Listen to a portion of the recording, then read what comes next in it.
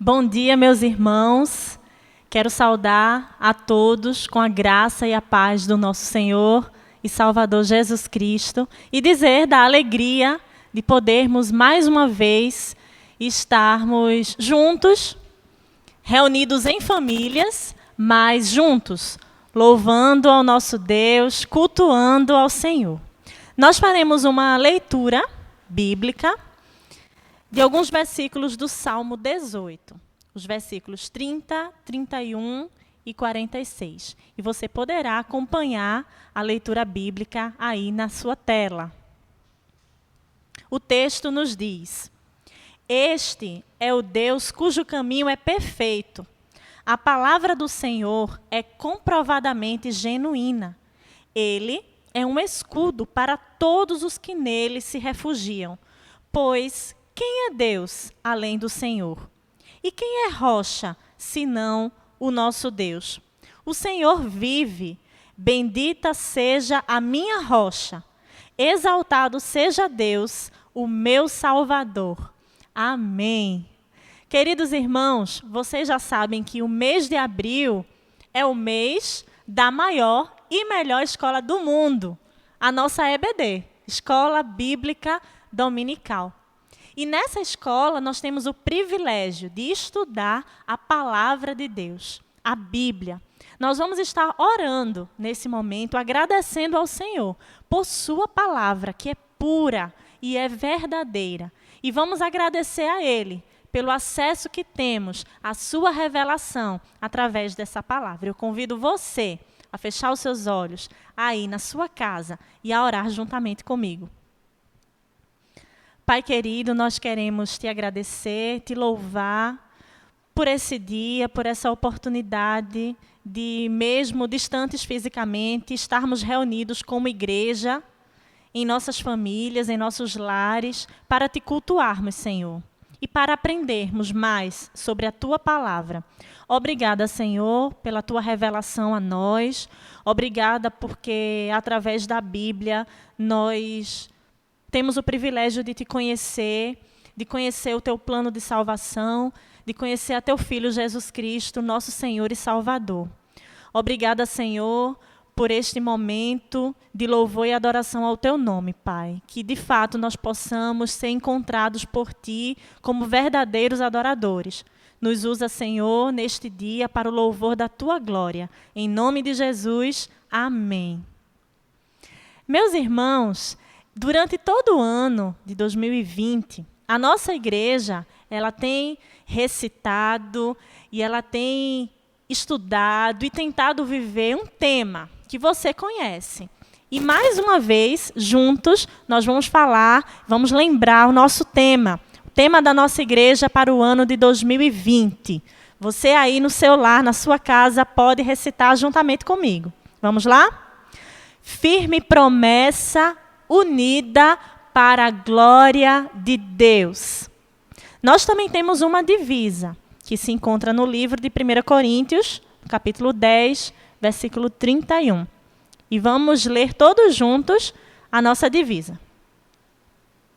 Portanto, quer comais, quer bebais, ou façais outra coisa qualquer, fazei tudo para a glória de Deus. Amém, meus irmãos? Que assim seja em nossa vida, que tudo que possamos fazer seja feito para a glória do nosso Deus. Nessa hora nós vamos orar, e essa oração é uma oração intercessória. Nós estaremos apresentando ao Senhor nossa súplica, os nossos pedidos, estaremos intercedendo pelo nosso país, estaremos pedindo a Deus pelos governos do nosso país, nesse momento de enfrentamento a uma pandemia. Estaremos pedindo a Deus também por todos os enfermos, pelas famílias dos doentes, por famílias enlutadas. E se você conhece alguém que está doente, ou alguém que está sofrendo a dor do luto, alguém que se encontra aflito, angustiado, desesperado, você poderá estar intercedendo por essa pessoa, por essa vida, também junto conosco nesse momento. Então, eu convido a todos a orarem. Senhor Deus e Pai, nesse momento nós queremos te suplicar, te pedir, Senhor, pelo nosso país, te pedir, Deus, por todos os governos do nosso país, pelo governo federal, pelos governos estaduais, pelos prefeitos. Te pedir, Senhor, por todos aqueles que estão à frente na gestão dessa pandemia que o país tem vivido, Deus. Que o Senhor possa dar a eles sabedoria, um coração humilde, generoso, Senhor, e que eles sejam usados, Deus, como instrumentos da Tua vontade para atuarem no nosso país, nesse momento de crise, Pai.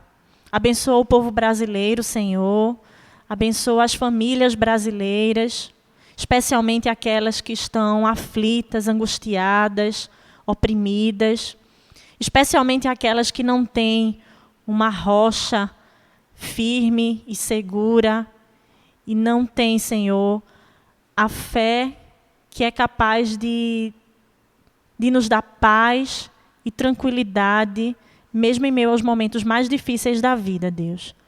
Te pedimos, Senhor, que o Evangelho de Jesus Cristo possa alcançar as famílias da nossa nação, Deus.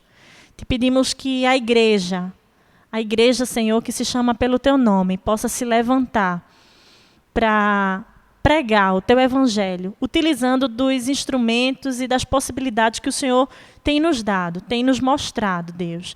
Que possamos fazer a diferença, que possamos ser relevantes como igreja, levando esperança e paz aos corações, Deus. Porque somente a Tua palavra, Senhor, é a palavra que nos dá fé, esperança e vida eterna, Senhor. Abençoa todos os enfermos, os doentes, abençoa aqueles que estão hospitalizados, que estão em leitos de UTI, que o Senhor possa visitá-los, que o Senhor possa cuidar de cada um deles. E cuidar também dos médicos, dos enfermeiros e de todos os profissionais da saúde que estão lutando e batalhando, Senhor, para salvar vidas nesse momento. Deus, também te pedimos, Senhor, por todas as famílias que nesse momento estão sofrendo pela dor do luto, que perderam seus entes queridos, que o Senhor possa confortar e consolar os corações, Pai. E, enfim, Senhor, nós te pedimos por todos aqueles que estão te cultuando juntamente conosco, assistindo a esse vídeo. Tu conheces a cada um, Senhor, que Tu possas visitá-los e abençoá-los também nesse dia. Nós te suplicamos ainda por nossos queridos irmãos Miguel e Neide, que o Senhor continue cuidando de suas vidas e de sua família, Senhor. É o que nós te oramos, em nome de Jesus. Amém. Faremos mais uma leitura bíblica, e essa leitura se encontra no Salmo 19, nos versículos 7, 10 e 14. Você também poderá acompanhar esta leitura. A lei do Senhor é perfeita e revigora a alma. Os testemunhos do Senhor são dignos de confiança e tornam sábios os inexperientes. Os preceitos do Senhor são justos e dão alegria ao coração. Os mandamentos do Senhor são límpidos e trazem luz aos olhos. O temor do Senhor é puro e dura para sempre. As ordenanças do Senhor são verdadeiras, são todas elas justas. São mais desejáveis do que o ouro, do que muito ouro puro. São mais doces do que o mel, do que as gotas do favo. Que as palavras da minha boca e a meditação do meu coração sejam agradáveis a Ti, Senhor, minha rocha e meu resgatador. Amém, meus irmãos? Que essa seja a nossa oração. Que as palavras da nossa boca e o meditar do nosso coração possam agradar ao nosso Deus e glorificar ao seu nome. Estaremos louvando a Ele através de alguns hinos que você também poderá cantar aí da sua casa, do seu lar.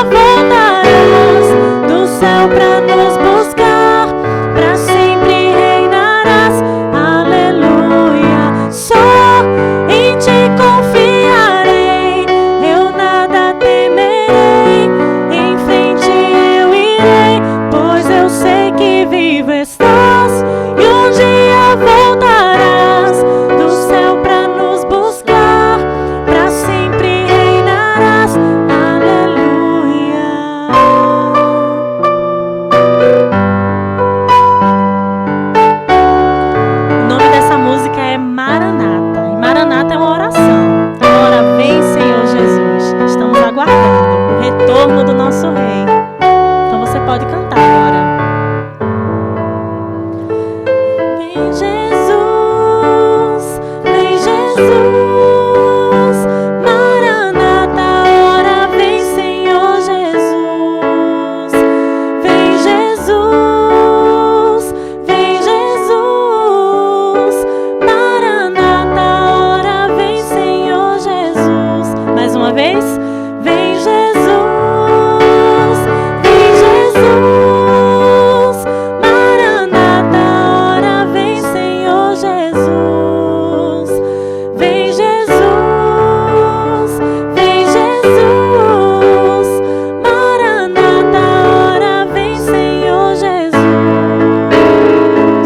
Só em ti confiarei, eu nada temerei, em frente eu irei, pois eu sei que vivo estás e um dia voltarás do céu pra nos buscar, pra sempre reinarás. Aleluia. E o segundo hino que nós cantaremos é Corpo e Família. É um hino que nos faz pensar em comunhão. E você pode também estar cantando juntamente conosco e pensando no nosso tema para esse ano, no tema da nossa igreja, que é a unidade do corpo de Cristo. Então, louvemos ao Senhor.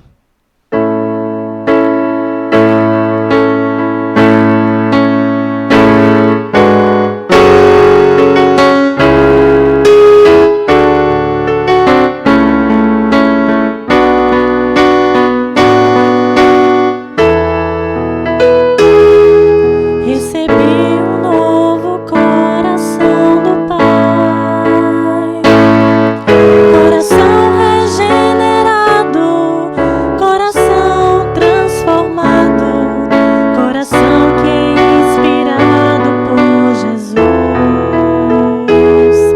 Como fruto desse novo coração, eu declaro a paz de Cristo. Te abençoo, meu irmão, preciosa é a nossa comunhão. Somos corpo, assim bem ajustado, totalmente ligado, unido, vivendo em amor, uma família, sem qualquer falsidade, vivendo a verdade, expressando a glória do Senhor, uma família, vivendo um compromisso do grande amor de Cristo. Eu preciso de ti, querido irmão, precioso és para mim, querido irmão. Recebi um novo coração do Pai, coração regenerado, coração transformado, coração que é inspirado por Jesus. Como fruto desse novo coração, eu declaro a paz de Cristo. Te abençoo, meu irmão,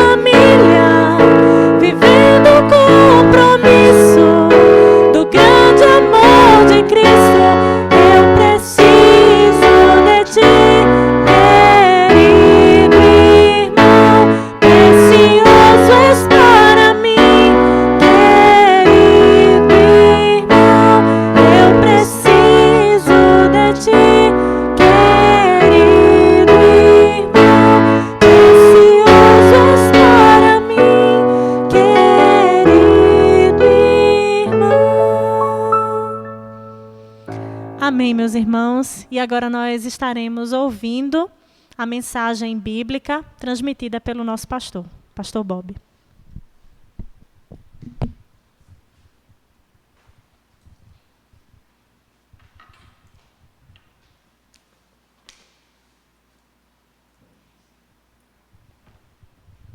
Quero saudar a todos em nome de Jesus, dizer da alegria de podermos voltar a falar para vocês dessa forma no culto matinal, desse domingo pela manhã, onde estaremos continuando sobre a carta de Paulo, a primeira carta de Paulo aos Coríntios.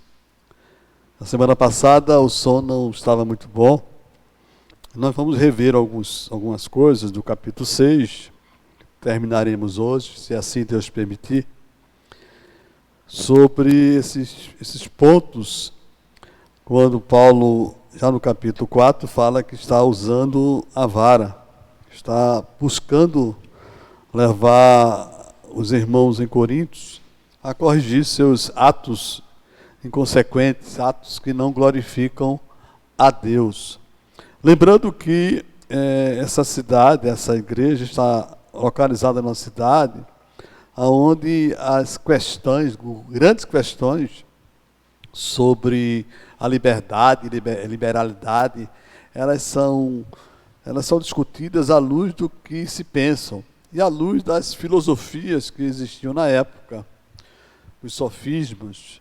É por isso que o apóstolo Paulo, ele insiste para que esse povo aqui, dessa igreja, não ultrapassem aquilo que está escrito, aquilo que está nas Escrituras. Então, eles ultrapassam demais naquilo que estão tratando.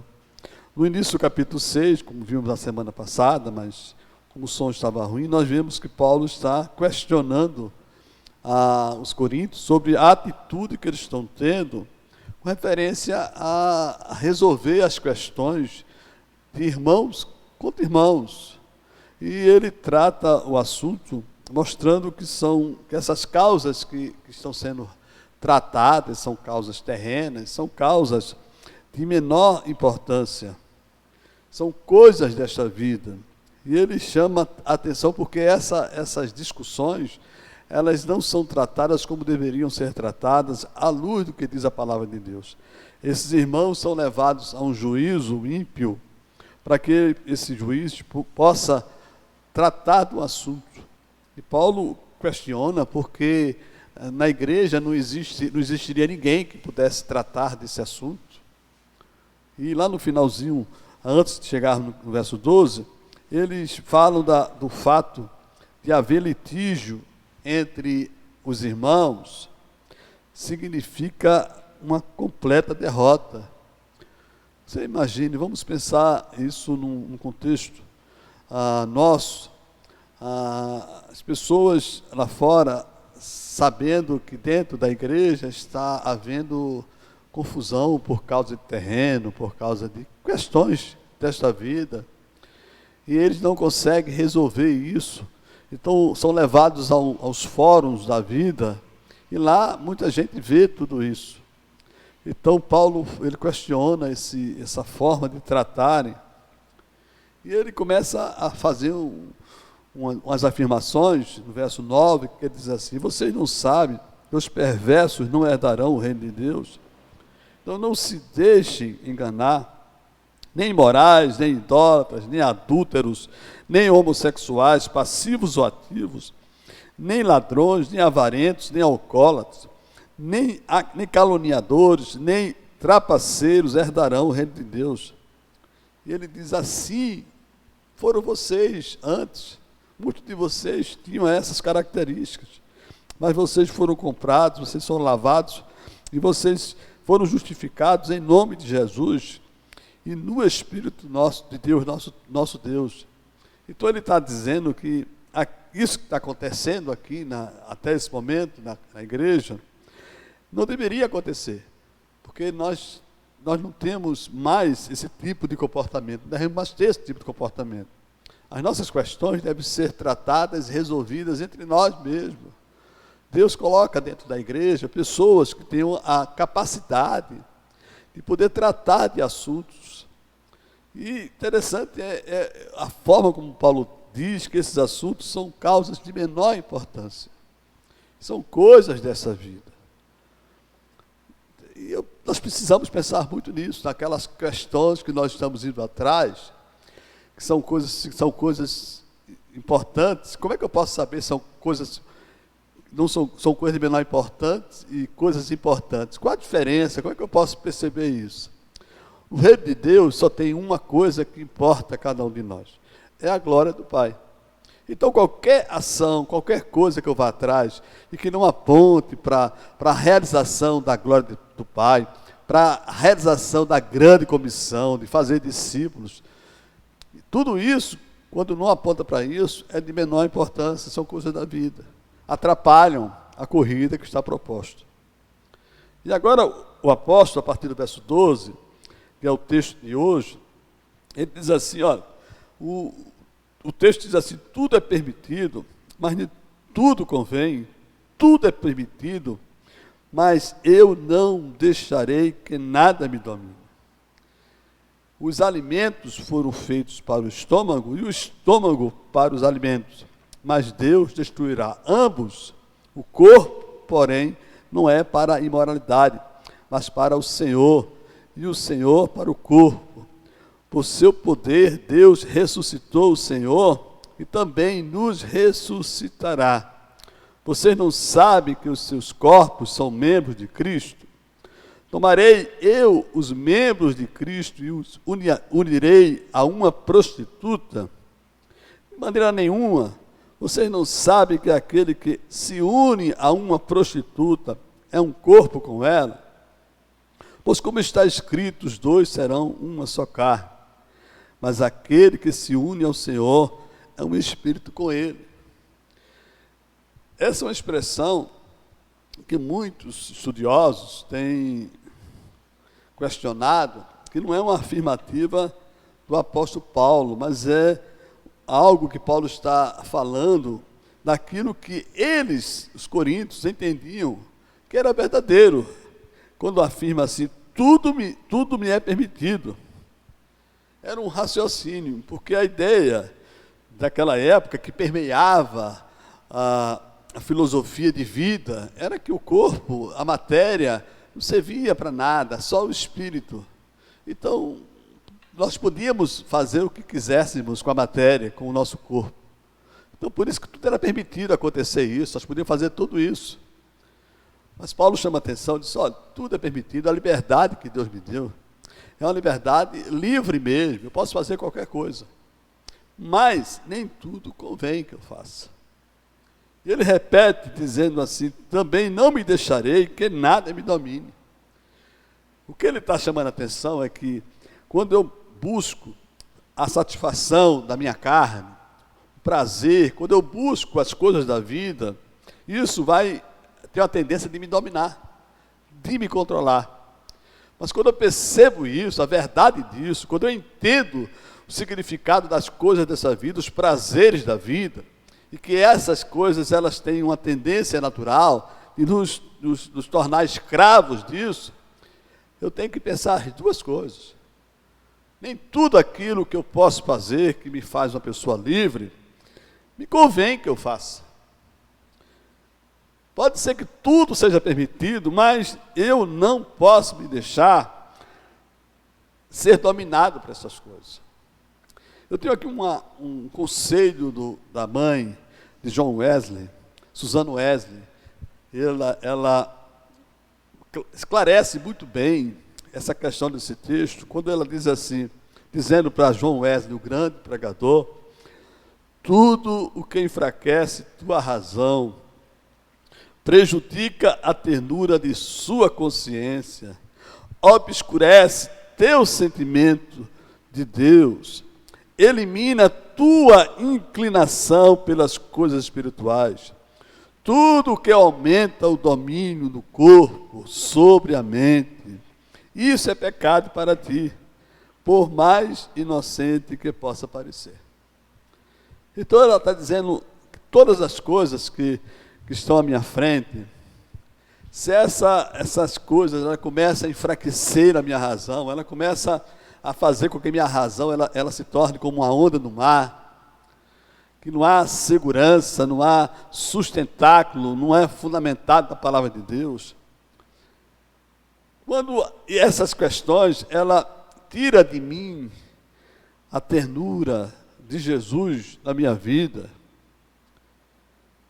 e aparentemente podem ser coisas boas, coisas que eu possa dizer, mas isso todo mundo faz. Mas se essas questões, ela afasta você da glória de Deus, é pecado. Por isso que eu preciso compreender isso de uma forma muito clara. E Paulo continua dizendo assim, os alimentos foram feitos para o estômago, e o estômago para os alimentos.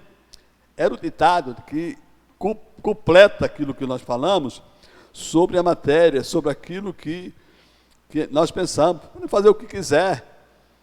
A matéria, ela não tem valor nenhum. Era esse o raciocínio daquela época. Mas Paulo diz assim, mas Deus vai destruir ambos. O corpo, porém, não é para a imoralidade, mas para o Senhor, e o Senhor para o corpo.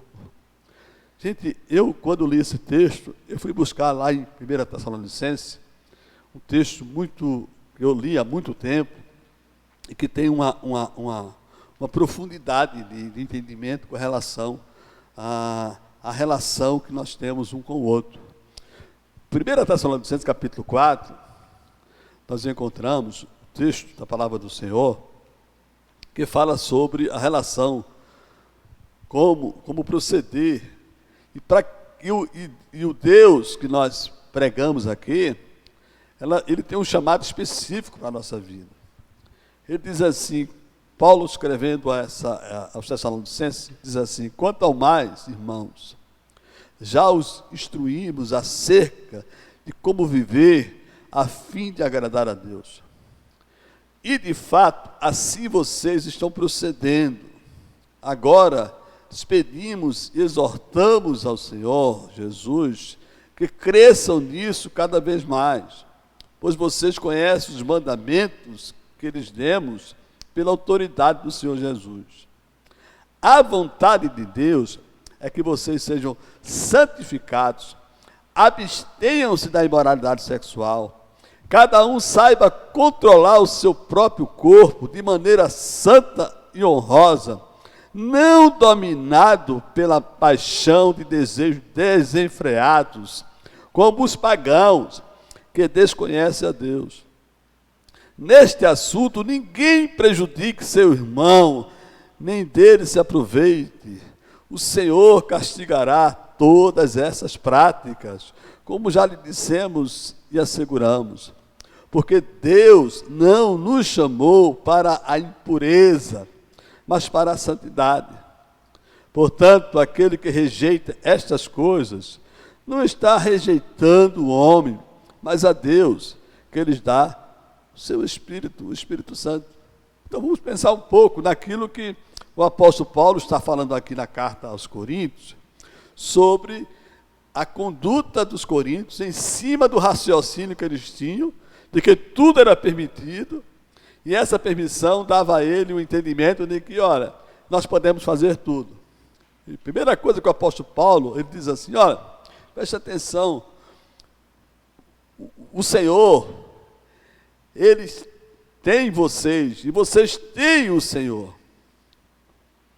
Por seu poder, pelo poder dele, Ele ressuscitou o Senhor e também nos ressuscitará. E Ele diz, vocês não sabem que os seus corpos são membros de Cristo? Olha, eu penso que às vezes a gente esquece tanto essas coisas. Olha que afirmação, vocês não sabem que seus corpos são membros de Cristo? Então nós somos membros dele, ele é o cabeça. Então, por que eu faço o que eu faço? Como se se eu não fosse membro de Cristo, como se eu fosse alguma coisa que eu tivesse a liberdade de fazer o que eu quero. Paulo está chamando a atenção. Vocês não sabem que os seus corpos são membros de Cristo? E ele diz assim, tomarei eu os membros de Cristo e os unirei a uma prostituta. Olha, alguns teólogos, alguns estudiosos, dizem que essa prática era realizada por aqueles que tinham uma condição financeira alta na sociedade e na igreja também. Eram pessoas que podiam trabalhar a sua vida conforme seus desejos, suas paixões. Paulo está falando para a igreja, mas nós sabemos que essa igreja havia pessoas tementes a Deus, pessoas comprometidas com o Senhor. Mas essas pessoas que geralmente abastardas, elas geralmente assumiam o cargo de liderança. E olha o que Paulo fala: vocês não sabem que os seus corpos são membros de Cristo? Tomarei eu os membros de Cristo e os unirei a uma prostituta? De maneira nenhuma. Paulo disse: é um absurdo, absolutamente, não posso fazer um negócio desse. E esse termo que o apóstolo Paulo fala é de tal forma que não possa nem existir na mente da gente essa ideia dessa união. E ele começa a falar isso dizendo assim: vocês não sabem que aquele que se une a uma prostituta é um corpo com ela? Pois como está escrito, os dois serão uma só carne. Mas aquele que se une ao Senhor é um espírito com ele. Paulo está dizendo, no momento que você se une com a prostituta, no momento que você convive com a imoralidade, não vai pensar, se você entregou sua vida a Jesus, que Jesus está fora dessa, não. Ele tá em você. Você é membro do corpo dele. Então, como é que eu vou permitir que o meu Senhor participe dessas questões?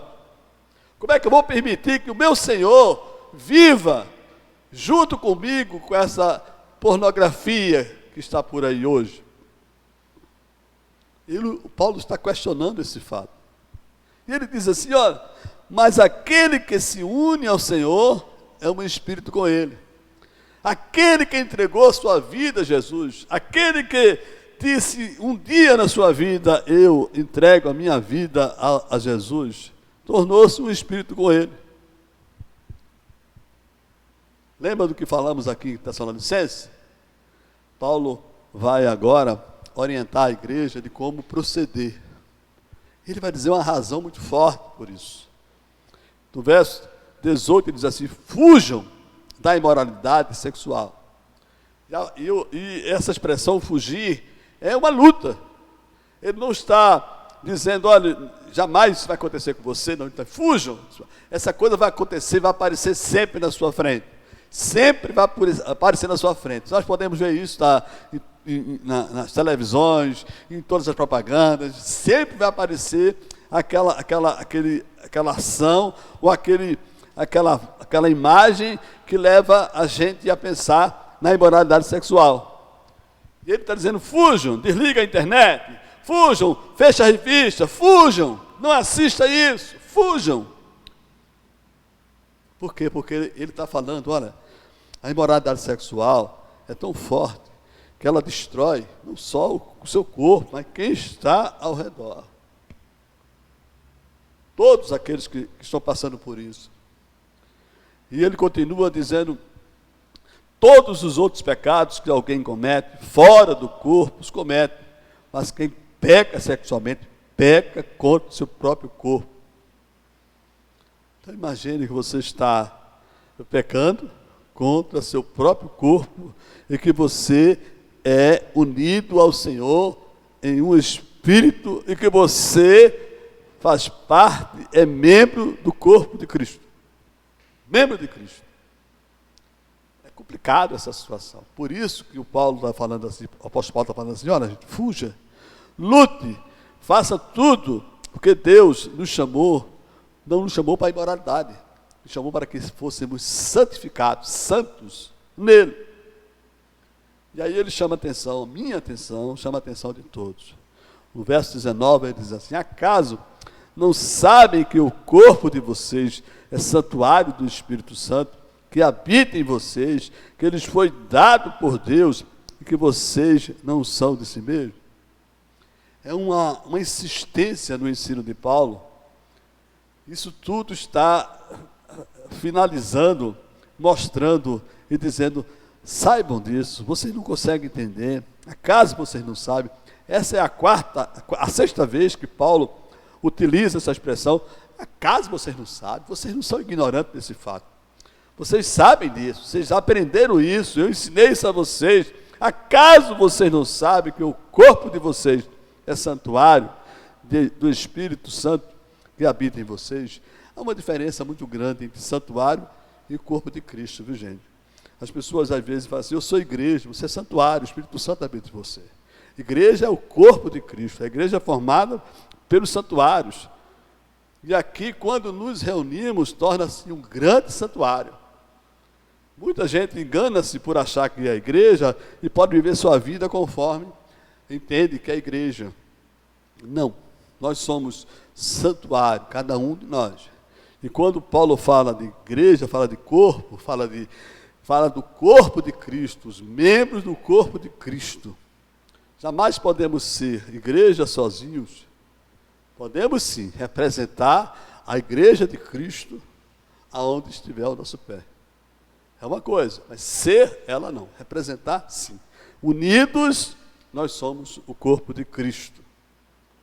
E Paulo fala com muita propriedade no verso 20. Preste atenção, gente. Essa é uma coisa que nós precisamos entender definitivamente. Ele diz assim: vocês foram comprados por alto preço. Portanto, glorifique a Deus com o seu próprio corpo. Então, preste atenção. Duas coisas ele está dizendo aqui. Primeiro, nós fomos comprados. Ele usa aqui na NVI alto preço, embora não tenha isso nas outras versões. Aqui ele fala, nas outras versões do original, fala assim: vocês foram comprados por preço. Vocês não foram simplesmente resgatados por qualquer coisa. Não sei se alguém pagou a vocês o preço. O preço, nós sabemos que foi um preço alto. Nós temos a convicção, pelo que a Bíblia fala, que o preço é um preço impagável. Jamais podemos juntar toda a riqueza do mundo e pagar esse preço. Ele diz: olha, consequentemente, glorifique a Deus com o seu próprio corpo. E aqui ele fala na individualidade, e ao mesmo tempo ele fala na coletividade. O tema das cartas de Paulo, pelo menos pela minha pouco entendimento, é a glória de Deus. E nessa carta aqui ele vai expressar isso com muita clareza. Ele começa a questionar as atitudes dos coríntios, porque elas não apontam para a glória de Deus, e as pessoas vivem aqui como se tivessem a liberdade para fazer o que quisessem, como se não tivessem sido comprados ou lavados pelo sangue de Cristo. Inclusive, isso tem sido prática na vida de muita gente. Muita gente tem vivenciado na igreja, tem cantado, tem feito muita coisa, tem pregado, mas não tem essa consciência. Você não pertence a você mesmo. No dia que você entregou sua vida a Jesus, você entregou absolutamente toda a sua vida a Ele. E a única coisa que nós podemos fazer, todos aqueles que entregaram a vida a Jesus, é glorificar a Deus em nosso corpo. E a ideia aqui é pensamento, é andando, é na vestimenta, é tudo que você possa imaginar. É no trabalho, é na escola, glorificar a Deus. Isso é o foco dessa carta, a glória de Deus. Só que nós percebemos que esses nossos irmãos em Coríntios, eles estavam tendo comportamentos e que faziam com que as pessoas olhassem para essa comunidade e não via uma congruência, um alinhamento entre aquilo que eles diziam e aquilo que viviam. Enquanto não houver um alinhamento entre aquilo que eu digo, aquilo que eu vivo com a palavra de Deus, eu não estou demonstrando que eu fui comprado por esse preço. Eu também não estou demonstrando que eu vivo para a glória de Deus. Também não demonstro que eu sou santuário do Espírito Santo. Também não demonstro que eu sou membro do corpo de Cristo.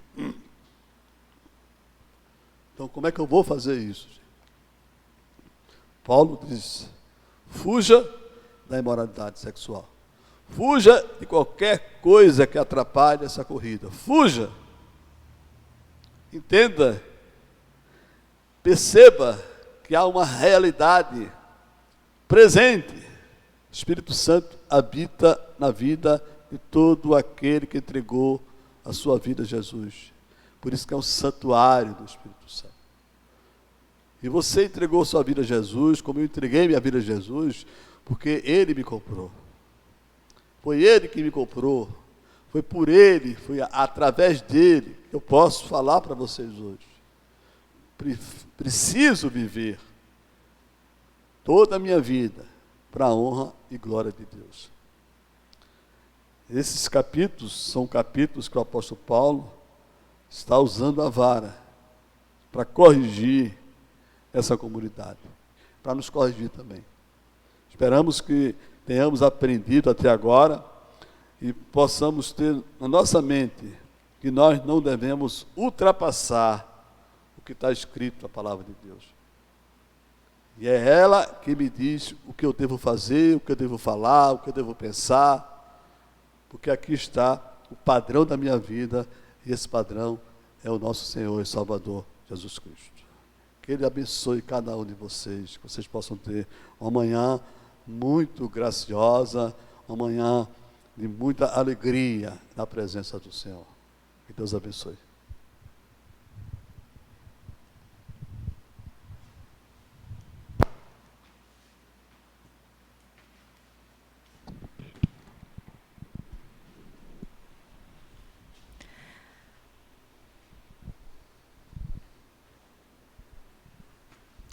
Bem, meus irmãos, estamos chegando ao final dessa transmissão. Não esqueçam que às 10 horas, daqui a pouquinho, nós teremos a transmissão do estudo bíblico da nossa EBD. Então, teremos sim Escola Bíblica Dominical, teremos sim estudo bíblico e você não pode perder. E logo mais, às 18 horas, estaremos com o nosso culto noturno e contamos com a participação de todos os irmãos. Vamos encerrar louvando ao Senhor, cantando um hino que é, na verdade, uma oração. Será a nossa oração final.